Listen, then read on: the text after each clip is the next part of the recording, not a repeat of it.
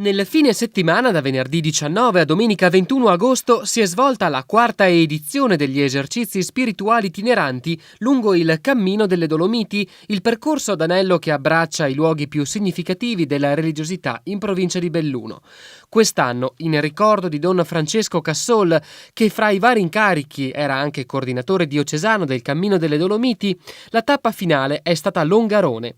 La guida spirituale Don Luigi Canal ha poi scelto per le meditazioni proposte lungo il cammino alcuni brani tratti dal libro Sulla traccia di Don Francesco, recentemente pubblicato in suo ricordo. Il vescovo Giuseppe Andric, presente fin dalla partenza a Pieve di Cadore, ha sempre camminato assieme ai pellegrini.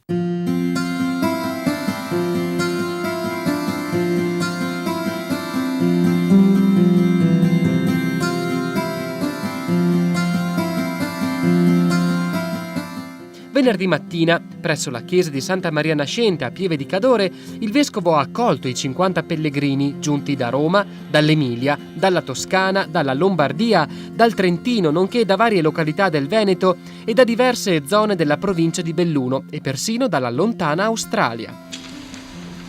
Altissimo, onnipotente, Signore, tu escalate la gloria e l'onore e le donne e benedizione.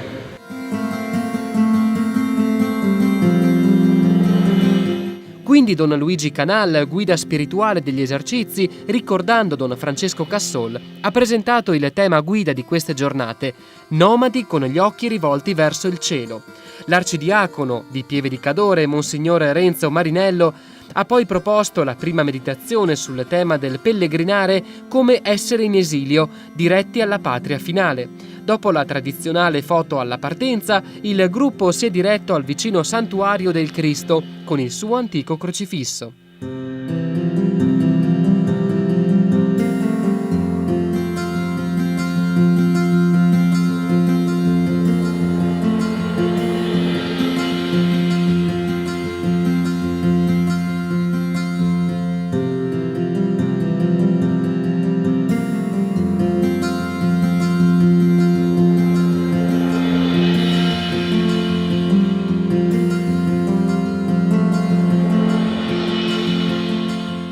Percorrendo a piedi la pista ciclabile con alcuni suggestivi scorci, dopo aver superato la chiesa di San Rocco e aver attraversato la frazione di Costa, con la fontana e il Palazzo Costantini, il gruppo ha raggiunto la chiesa di San Martino di Valle di Cadore.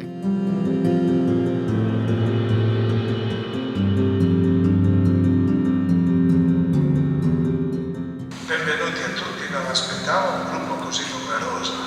Qui il parroco Don Virginio De Martin ha illustrato i tesori artistici e la storia della chiesa. Don Luigi Canal ha poi spiegato i significati della parola gum, l'esperienza di cammino spirituale a cui Don Francesco Cassol era molto legato.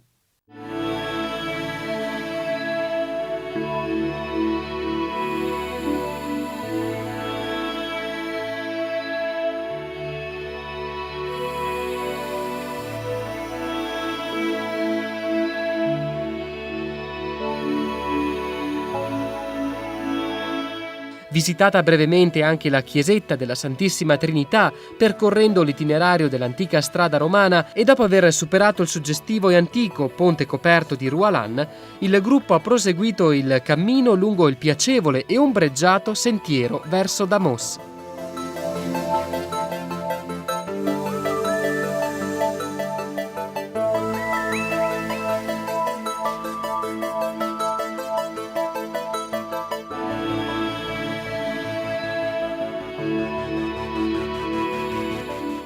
Raggiunto Damos dopo la sosta a pranzo, con la guida di uno degli abitanti del luogo, è stata visitata l'antica chiesa dei Santi Andrea e Giovanni.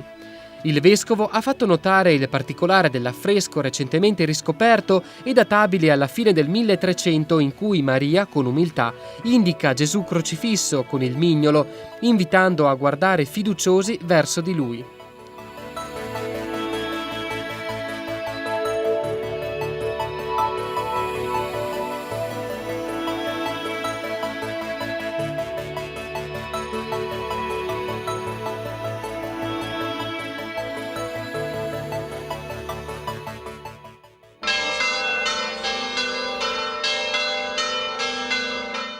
All'arrivo a Perarolo, al suono delle campane, i pellegrini sono stati accolti e rifocillati sotto il tendone predisposto dagli abitanti del luogo e dal parroco don Francesco Silvestri, che ha anche organizzato l'accoglienza per la notte presso alcune famiglie del paese.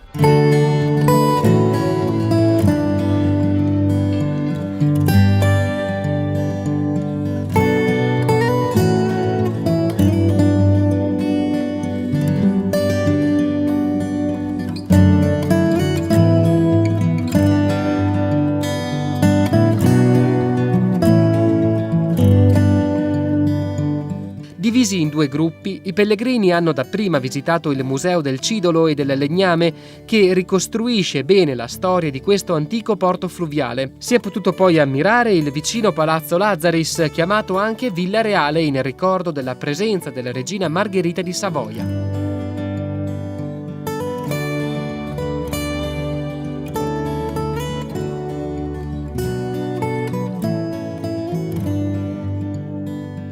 Successivamente Marco Maierotti ha illustrato la storia della chiesa di San Nicolò, in parte di pietra e in parte di legno.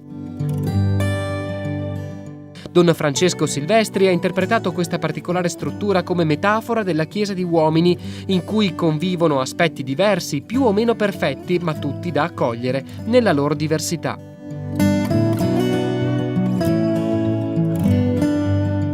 Prima di cena, i pellegrini sono saliti alla chiesa di San Rocco per la celebrazione della messa animata dai giovani del paese.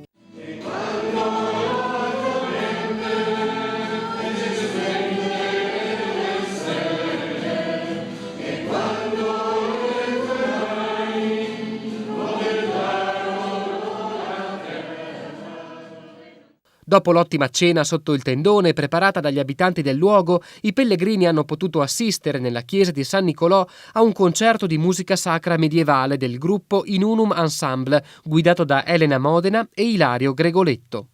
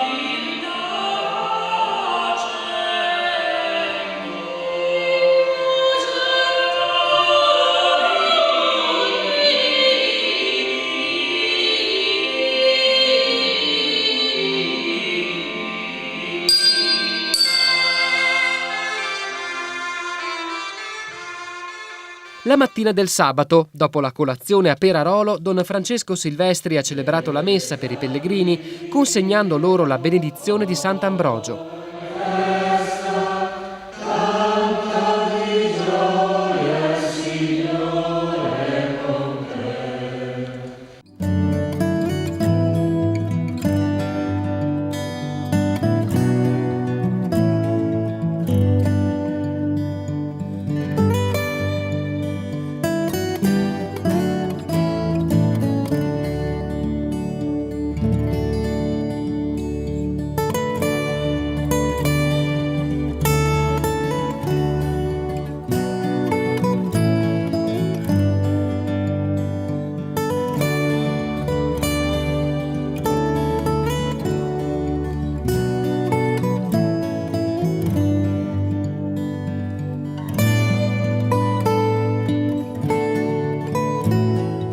Passati a fianco della chiesetta di Sant'Anna, lungo la vecchia strada di Alemagna, ci si è quindi diretti verso Macchietto, dove Don Francesco ha illustrato la storia della chiesa della Madonna della Salute.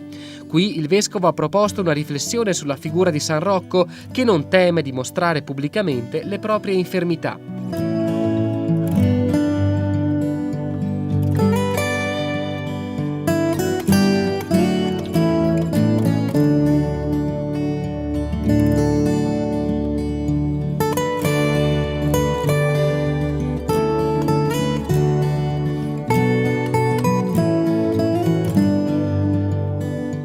Superato poi il rivalgo, dopo una rinfrescata nel pubblico lavatoio, si è tornati a seguire l'itinerario dell'antica strada romana in un suggestivo e ombreggiato sentiero che ha portato fino a Ospitale di Cadore.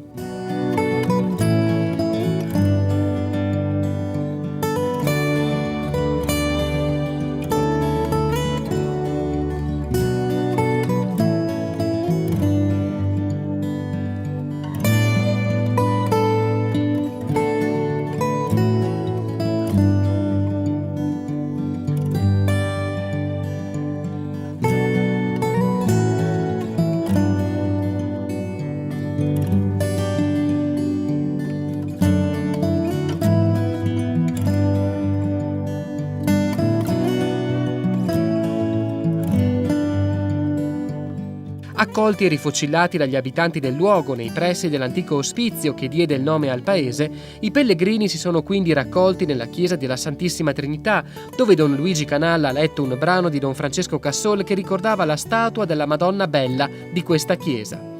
Ripreso il cammino, sotto il caldo e il sole di mezzogiorno si è giunti in breve ad Avestra, dove il gruppo locale degli Alpini aveva preparato il pranzo comunitario allietato da canti di montagna.